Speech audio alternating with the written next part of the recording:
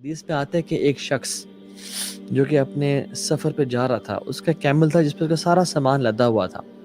وہ اس پہ لمبا سفر کرتا ہے، تھک ہار کے ایک شیڈ کے نیچے، درخت کے نیچے لیٹ جاتا ہے، اور جب اٹھتا ہے تو دیکھتا ہے کہ اس کا کیمل جو ہے وہ بھاگ چکا ہے.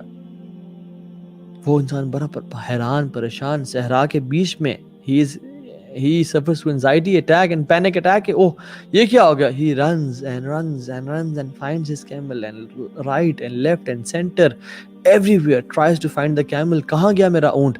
تھک ہار کے نا امید ہو کہ جب واپس آتا ہے اور لیٹتا ہے اور اب موت کا انتظار کرتا ہے because losing your camel in a desert is like death. تو وہ جب لیٹا ہوتا ہے اور اچانک سے دیکھتا ہے کہ اس کا اونٹ اس کے پاس واپس آ رہا ہے. You know that surprise. اور اس خوشی میں چیخ پڑتا ہے اور چلا اٹھتا ہے کہ یا اللہ میں تیرا رب ہوں اور تو میرا بندہ ہے. الٹا بول دیتا ہے. جتنی خوشی اس بندے کو ہوتی ہے اس کے کیمل کے ملنے پہ، اس سے زیادہ خوشی اللہ جل جلال الملک کو ہوتی ہے ایک اس کے بندے کے واپس آنے پہ، آپ کے اور میرے واپس آنے پہ. اللہ تعالیٰ تو خوش ہوتے ہیں، اللہ انتظار کر رہے ہیں. فَفِرُّوا إِلَى اللَّهِ، واپس آ جاؤ اللہ تعالیٰ کے پاس. کب تک دور رہو گے؟ ہر رات کو جب ہم سوتے ہیں اور خراٹے مار رہے ہوتے ہیں اور ہمیں کسی دنیا کی پرواہ نہیں ہوتی اور ہاتھ کدھر اور پاؤں کدھر ہوتے ہیں ہمارے اور منہ کھلا ہوتا ہے، اللہ تعالیٰ رات کے تیسرے حصے میں آسمان کی طرف آتے ہیں.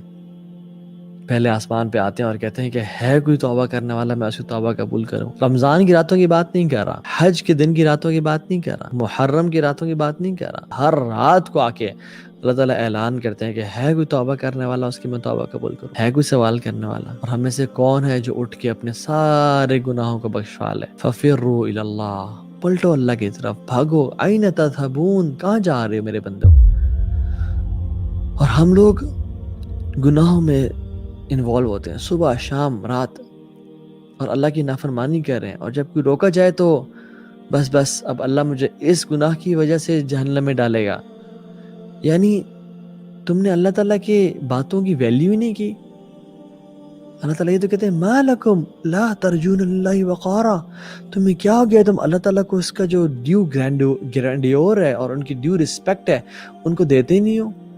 ان کی ڈگنیٹی، ان کو اللہ تعالیٰ کو وہ جو عزت اور وہ طلب کرتے تم سے، حالانکہ ہر مخلوق دیتی ہے لیکن تم دیتے نہیں ہو.